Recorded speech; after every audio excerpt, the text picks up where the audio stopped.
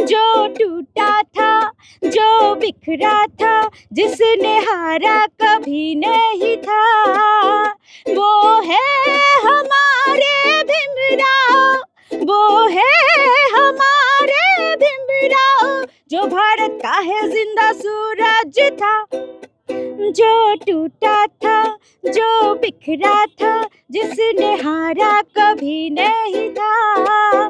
जय Bhim. Thank you. मैंने example देखा है कि जब बहन जी के उत्तर प्रदेश में सरकार बनी थी तो वहां पर सबसे ज्यादा विद्यालय, इंजीनियरिंग कॉलेज उन्होंने ओपनिंग किया था। ये आपको जो कि कागज पर देखना चाहिए। तो मेरा सिर्फ कहना है कि वक्त की अब जरूरत समझ लो, कि वक्त की अब जरूरत समझ लो। मीठे बोली से कुछ लोग झूठे आशा देते हैं, झूठा ममता भी निर्दय होके दिखा देते हैं। सपना देखने वालों दो आँखों को यही लोग आंसू के दरिया बना जाते हैं। हाँ हाँ, ऐसा लोग भी है जिसे कर्ज उनके दे दो तो कहना मक्कम है, जिसे कर्ज जब उनके दे दो तो कहना मक्कम है। हाँ हाँ हाँ। नमस्कार, तो जनता लाइव देख रहे हैं आप और मैं हूँ खुशबू। इस समय मैं भभुआ में मौजूद हूँ जहाँ बहन मायावती जी की आज रैली थी। इस रैली में तमाम लोग थे, एक जन सैलाब की तरह यहाँ लोग का जमावड़ा था। और इस रैली में काफ़ी सारे सिंगर्स भी आए हैं, काफ़ी सारे आर्टिस्ट आए हैं। उसी तरह से इसी रैली में मेरी मुलाकात इनसे हुई है। पहले तो इनका नाम और इनका परिचय जान लेते हैं।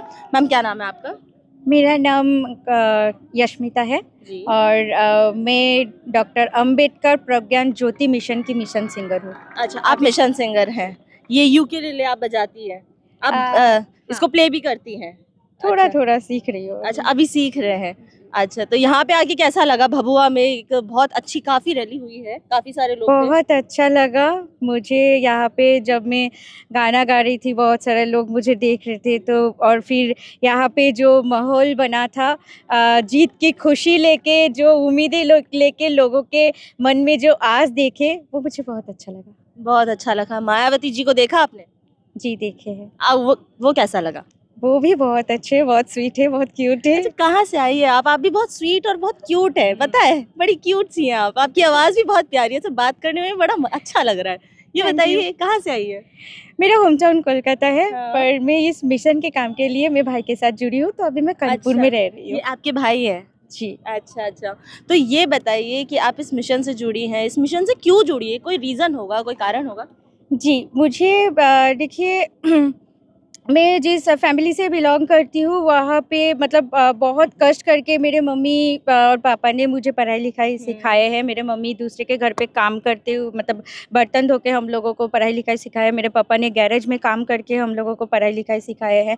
तो मतलब मैं उन लोगों के कष्ट देखी हूँ और भाई के साथ मैं इनके साथ इसलिए जुड़ी हूँ ना, इनके माध्यम, इसके मिशन के माध्यम से हम लोग वहाँ पे जाते हैं जहाँ पे बच्चा लोग अभी भी वहाँ पे एजुकेशन नहीं पहुँचा है।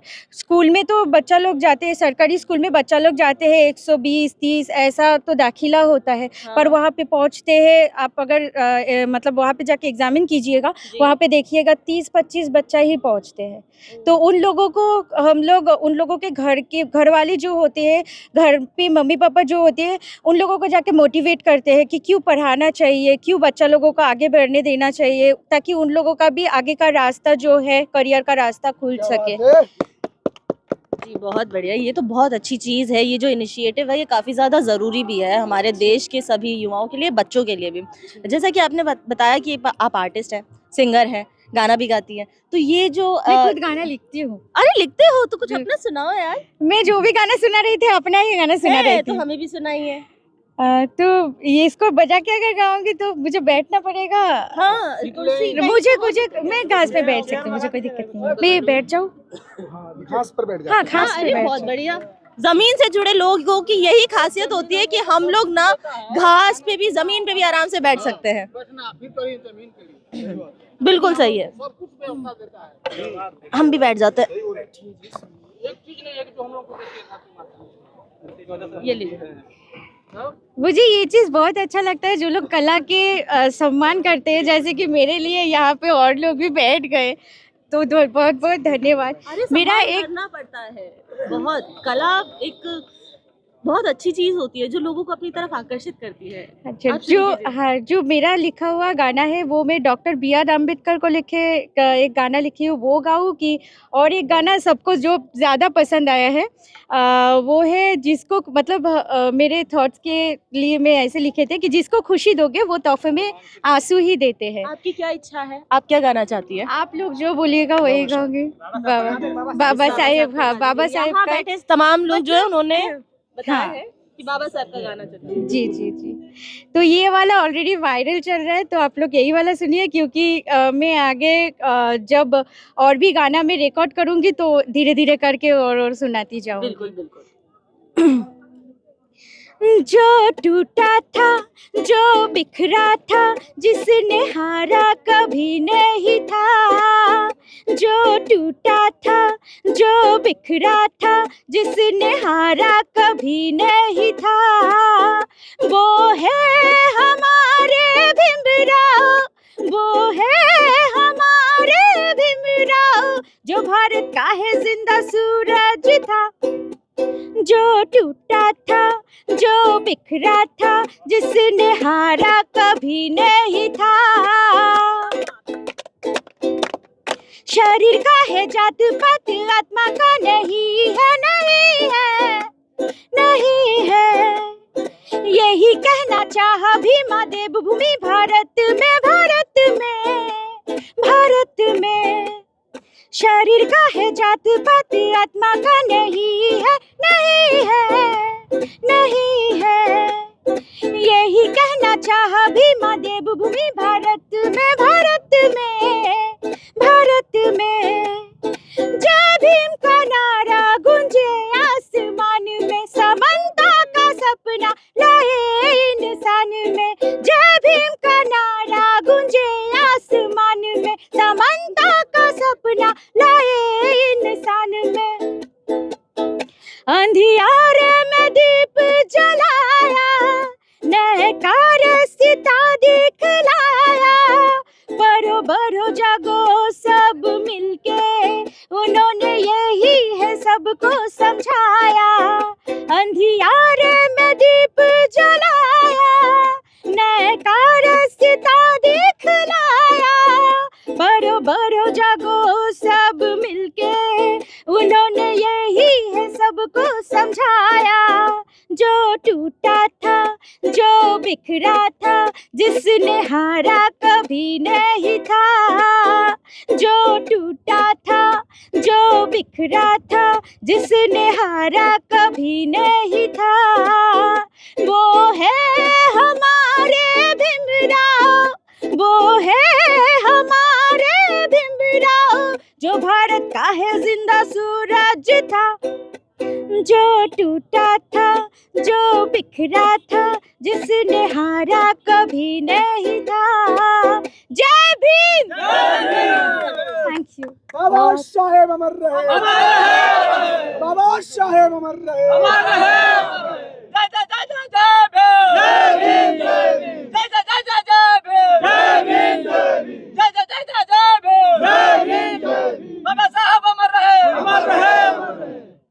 तो बहुत बहुत शुक्रिया, बहुत ही खूबसूरत गाया आपने, बहुत ही अच्छा लगा। और जिस मैं मिशन और पे भी लिख रही हूँ, हाँ। और भी आगे आप लोगों को सुनने का मिलेगा। ये मेरा फर्स्ट सॉन्ग है, तो अभी नेक्स्ट वाला जो गाना आने वाला है, अभी तक जितना भी सिंगर लोग हैं, बच्चा लोगों के लिए कोई नहीं गाया, तो वो अभी हम लोग बच्चा लोगों के लिए मैंने गाना लिखा है। बहुत खूबसूरत, बहुत ही खूबसूरती से लिखा भी है, बहुत खूबसूरती के साथ आज आपने गाया भी है और इसे बहुत अच्छे से बजाया भी है। दूसरा गीत जो आपका था ना, एक और चीज थी, हाँ, दूसरा वाला जो आपने लोगों जो को खुशी दीजिए, और ये वाला है कड़ी जब उनके दे दो तो कहे नमक कम है। एक्चुअली हम लोग कितना भी किसी को प्यार कर ले, मान लीजिए आप मेरे बहुत अच्छे बहन हैं, आपके लिए मैं कितना भी कर लूँ, या आप फिर मुझे मेरे लिए कितना भी कर लीजिए, मैं एक दिन यही बोलूँगी, अरे यार क्या किए हो तुम मेरे लिए, तुमने मेरे लिए कुछ भी नहीं किया। मतलब आप जिसको भी खुशी दोगे वो आपको तोहफे में आंसू देगा, इस गाना का वही मतलब है। तो अच्छा। आप अगर बोलिएगा तो गा सकती हो, आप पहले हाँ, गाइए सिखा दो। अरे बिल्कुल सुनना चाहेंगे। आजकल तो ये बहुत हो रहा है ना कि आप सबके लिए कुछ ना कुछ करते हैं, लेकिन फिर आपके लिए वो सामने से कोई कुछ नहीं करता। सुन लिया जाए। तो ये सुनाइए गाना, बहुत सब बैठे हैं यहाँ।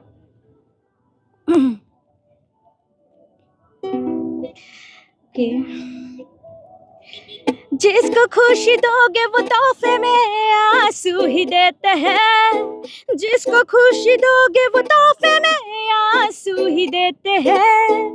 दुनिया में ऐसा लोग भी है जिससे करे जब उनके दे दो तो कहना मकम है, जिसे करे जब उनके दे दो तो कहना मकम है। सब कुछ खो के किसी को दुनिया अगर मानते हैं, विश्वास करके किसी को गले लगाते हैं। सब कुछ खो के किसी को दुनिया अगर मानते हैं, विश्वास करके किसी को गले लगाते हैं।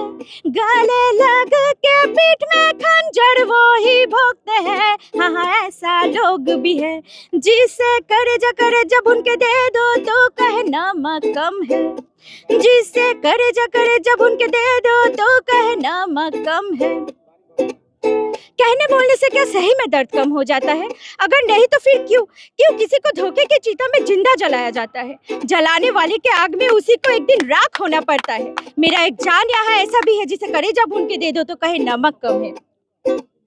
मीठे बोली से कुछ लोग झूठे आशा देते हैं, झूठा ममता भी निर्दय होके दिखा देते हैं। मीठे बोली से कुछ लोग झूठे आशा देते हैं, झूठा ममता भी निर्दय होके दिखा देते हैं। सपना देखने वालों दो आँखों को यही लोग आंसू के दरिया बना जाते हैं। हाँ ऐसा लोग भी है जिसे करे जब उनके दे दो तो कहना मकम है, जिसे करे जब उनके दे दो तो कहना मकम है। हाँ नमकम है, नमकम है। Thank you. बहुत अच्छा लगा दोनों गाना, बहुत हमको बहुत पसंद आया। तो अब सर आप बताइए आपका नाम क्या है? पहले आपका परिचय। मेरा नाम इंजीनियर उपेंद्र कुमार रोशन है और मैं यहीं बिहार का रहने वाला हूँ, करागर से। और मैंने पढ़ाई लिखाई जो है कानपुर से किया है, अच्छा। ग्रेजुएशन का। और ग्रेजुएशन में मैंने बीटेक कर पाया, एमटेक कर पाया और पीएचडी कर पाया। अच्छा पीएचडी, यस। क्या बात है, बहुत बढ़िया। अभी आप भारत का संविधान हाथ में लेके यहाँ इस रैली में आए हैं, तो क्या कुछ कहेंगे? देखिए, भारत का संविधान हम इसलिए लेके आए हैं कि बहुत सारे लोगों के, बहुत सारी पार्टियों की जो भ्रम है वो ये कहती है कि हम बदल देंगे, हम जला देंगे, और बहुत सारे लोग कहते हैं हम बचा लेंगे। तो मैंने ये सोचा कि भाई जिसको पता ही नहीं है वो बचाएगा कैसे, जिसने पढ़ा नहीं वो बचाएगा कैसे। पर सभी तो दावा करते हैं। देखिए काफी तमाम बड़े बड़े राजनेता लाल किताब, वो संविधान की किताब साथ में लेके घूमते हैं और कहते हैं कि हमें इसे बचाना है। हाँ बिल्कुल मैडम, जो आपका कहना है वो बहुत अच्छा है। मुझे लगा कि भाई आज जो है दिख रहा है सबको कि ये संविधान है और इसको बचाना है। लेकिन जो बहुजन समाज पार्टी है, मैं कैडर का आदमी हूँ, मिशन का आदमी हूँ, लेकिन बहुजन समाज पार्टी के लिए मैं इसलिए वोट मांगता हूँ कि जो सबसे पहले बाबा साहब डॉक्टर अंबेडकर के प्रेमबल राइट्स और ड्यूटीज़ और आर्टिकल्स की बात करी वो बहुजन समाज पार्टी है। और सबसे पहले मान्यवर काशीराम साहब के और बाबा साहब की फ़ोटो लगी वो बहुजन समाज पार्टी है। अच्छा, बहुत बढ़िया। लेकिन ये बताइए कि अभी आपने कहा कि आप बिहार से हैं, पढ़ाई आपने कानपुर से की है, तो बिहार का क्या माहौल लग रहा है आपको? माहौल तो देखिए ऐसा है कि एजुकेशन के नाम पर यहाँ वोट नहीं होता है। जो आत्मा हमारी कहती है एजुकेशन के नाम पर वोट नहीं होती है। हमारे जैसे लोग, मेरे पिताजी जो हैं उन्होंने लेबरी का काम करके बड़ा मुश्किल से 1000-2000 रुपये भेजकर कानपुर में मुझे ग्रेजुएशन कराया। तो मुझे लगता है कि जितने भी लोग हैं, मैं निष्पक्षता से बात करूं तो उन सारे कैंडिडेट को देखें जो एजुकेशन पर काम कर सकते हैं। देखिए सभी वैसे ही हैं, लेकिन फिर भी उसमें देखना है कि कौन हमारे लिए एजुकेशन के लिए, हमारी रोजी रोजगार के लिए बात कर सकता, उसको वोट करिए। आपने ये बात कही एजुकेशन की, यही बात जो है तेजस्वी जी भी कर रहे हैं, यहाँ एनडीए भी कर रहा है, तमाम पार्टियां एजुकेशन की बात कर रही है, मुद्दा यही उठा रही है कि एजुकेशन अच्छी देंगे हम, तो फिर इसमें फ़र्क क्या है? अभी जो मौजूदा गवर्नमेंट है लगभग जो कई साल से है, तो इसके बारे में मैं बता दूं कि अभी जो जांच हम तुरंत आपके सामने निष्पक्ष जांच भी हो जाएगी। हमने 3 महीने साइकिल यात्रा करी थी, मान्यवर कांसी राम साहब से प्रेरित होकर उन्होंने साइकिल से घुमा था, तो मैंने भी अपने 30-40 लोगों के साथ साइकिल यात्रा करी थी। वो साइकिल यात्रा का मकसद था हमारा कि हम प्राइमरी स्कूल में जाते थे और प्राइमरी स्कूल में देखते थे कि बच्चों की उपस्थिति, हम पढ़ाई पे नहीं बात करते, उपस्थिति पे बात करते थे। तो उपस्थिति में मैंने देखा कि जहाँ 300 एडमिशन है, 150 एडमिशन है, 150 वाले में तो 20 ही बच्चे जा पाते थे, 300 वाले में 40-45 ही बच्चे जा पाते थे। तो मुझे नहीं लगता है कि ये गवर्नमेंट जो है वो एजुकेशन। एक बात और बता दूं, मैं कानपुर लोकल से मैं गया था, तो हेडमास्टर थे, उन्होंने कहा कि मैं, कोई बच्चा ही नहीं था उनके स्कूल में, तो उन्होंने कहा कि हमने कहा कि आपके स्कूल में तो कोई बच्चा ही नहीं है। तो मैडम ने कहा कि सर मैं क्या करूं, वो कहते हैं कि हमारी बिटिया को आलू बिनन का छुट्टी दे दो, ये कानपुर का लोकल लैंग्वेज है, तो आलू बिनन का छुट्टी दे दो। तो हमने ये कहा कि आलू बिनन का जब छुट्टी दे दो तो क्या ये इसमें बिटिया का दोष है? तो उन्होंने कहा कि नहीं। तो मैं मानता हूं कि आपका भी दोष नहीं है। तो उन्होंने कहा पेरेंट्स का, तो हमने कहा ये भी नहीं मानते, क्योंकि पेरेंट्स को जागरूक आप कर ही नहीं पा रहे हैं। तो ये जो अभी शासन प्रशासन जो शिक्षा प्रणाली है, उसकी जो दायित्व बनती है कि वो शिक्षा के प्रति जगह जगह पर मीटिंग करे, और पेरेंट मीटिंग करती तो है लेकिन सिर्फ कागज में करती है। ये जो आपने बात कही शिक्षा को लेके कि जागरूकता नहीं फैला रही, लगातार ना कैंपेन होते हैं स्कूल और उसके लिए, ये सवाल है मेरा, कैंपेन होते हैं। हमने कांग्रेस के समय में स्कूल चले हम के गाने सुने थे, यहाँ पे बेटी बचाओ बेटी पढ़ाओ चल रहा है, हर सरकार ये करती है। आपने जैसे कहा कि बहुजन जो है बीएसपी वो भी कर रही है, तो ये जो है आपने कहा कि जो पेरेंट्स हैं वो जागरूक क्यों नहीं हो पा रहे हैं, तो इसका कारण क्या है? क्योंकि कहीं ना कहीं एक आर्थिक स्थिति भी होती है, ठीक है, वो भी कहीं ना कहीं रोक देती है पेरेंट्स को जागरूक होने से भी, बच्चों को शिक्षा प्राप्त करने से भी रोक देती है। तो ये क्या है, इसका जो मेन कारण क्या है, और बिहार में मेन कारण इसका क्या होगा? जैसे मूल जिस्ट है, बहुत सारे लोग अभी 10-10 हजार रुपए देते, कभी 15 लाख देने की बात करते हैं। तो मैं कहता हूं कि भाई 15 लाख और 10-10 हजार ना देने से अच्छा है शिक्षा और जो है स्वास्थ्य वो फ्री कर दो, और सारी समस्याएं देश की दूर हो जाएगी, और हम लोग ब्रॉड लेवल पर बढ़कर आगे डॉक्टर, इंजीनियर जो है साइंटिस्ट बन पाएंगे। पर शिक्षा कहीं ना कहीं फ्री भी कर दी जा रही है तो भी स्कूलों में बच्चे नहीं है, उसका क्या कारण हो सकता है? उसका ये मैं कारण ये ऐसे कह रही हूँ कि ये बिहार की सिर्फ कहानी नहीं है, ये कई और राज्यों की भी कहानी है। जी जी। तो ये जो पेरेंटल जो आपने जो कहा ना कि पेरेंटल जो जागरूकता नहीं, सबसे पहले पेरेंट्स को होना पड़ेगा, और पेरेंट्स के पास जो आर्थिक आपने बात करी, वो आर्थिक तब आ पाएगा जब आप रोजी रोजगार की व्यवस्था करेंगे, है ना? तो रोजी रोजगार की व्यवस्था की बात तो लगातार तमाम पार्टियां करती ही आ रही है। वो कह रही है कि हम पलायन रोकेंगे, हर घर में एक सरकारी नौकरी देंगे, ये तेजस्वी जी ने बोला है। वहीं पे नीतीश जी ने भी 35% तक जो महिलाओं का होगा वो बढ़ोतरी होगी, उसके बारे में भी उन्होंने कहा गवर्नमेंट जॉब्स के अंदर।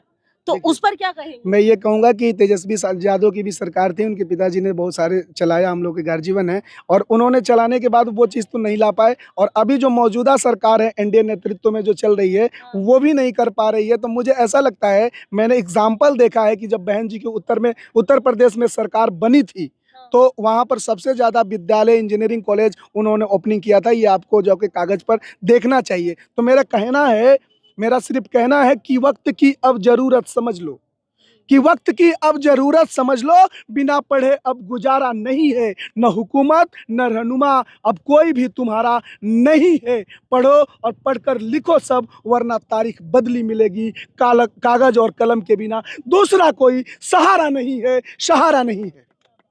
कागज और कलम की बात करके इन्होंने बहुत अच्छी बात कह दी है, बिल्कुल सही कहा है, हर इंसान को शिक्षित होने की बहुत बहुत जरूरत है। धन्यवाद।